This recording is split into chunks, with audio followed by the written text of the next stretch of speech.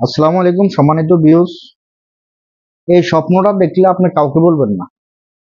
এই স্বপ্নটা দেখার সাথে সাথে মনে করবেন আপনার ভাগ্য পরিবর্তন হয়ে যাবে, আপনার ভাগ্য খুলে যাবে। আজকে যে স্বপ্নটার কথা বলতেছি, এই স্বপ্নটা দেখার সাথে সাথে ভাববেন যে আপনার ভাগ্য পরিবর্তন হবেই হবে, আপনার ভাগ্য খুলে গেছে, এটা মনে রাখবেন।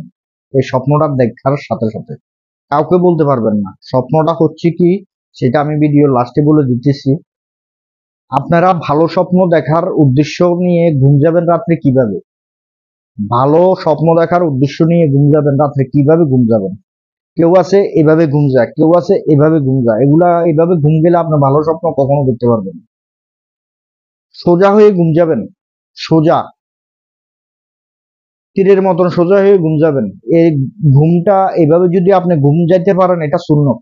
এক নাম্বার। দ্বিতীয় নাম্বার কথা হচ্ছে, আপনি এভাবে শুতে পারেন না আমি জানি, আপনি এইভাবে না এইভাবে শোন, কিন্তু সোজা হয়ে শোয়ার অভ্যাস করবেন। দুই একদিন সোজা হয়ে শুন, দিন দিন পরিবর্তন হবেন, এটা আমি বলতেছি।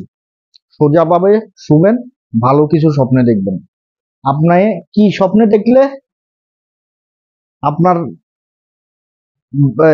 আপনার দিনটা পরিবর্তন হবে, এই কথা কাউকে বলতে পারবেন না। হচ্ছে পুরনো কোনো মসজিদ, পুরনো কোনো মসজিদ যদি আপনি স্বপ্নে দেখেন, কখনো পুরনো মসজিদ, মসজিদটা আপনার জন্মের আগে, বা অনেক মুরব্বীরা বলছে যে আমার বাবার বাবার জন্মের আগের মসজিদ, অনেক পুরানা মসজিদ এটা।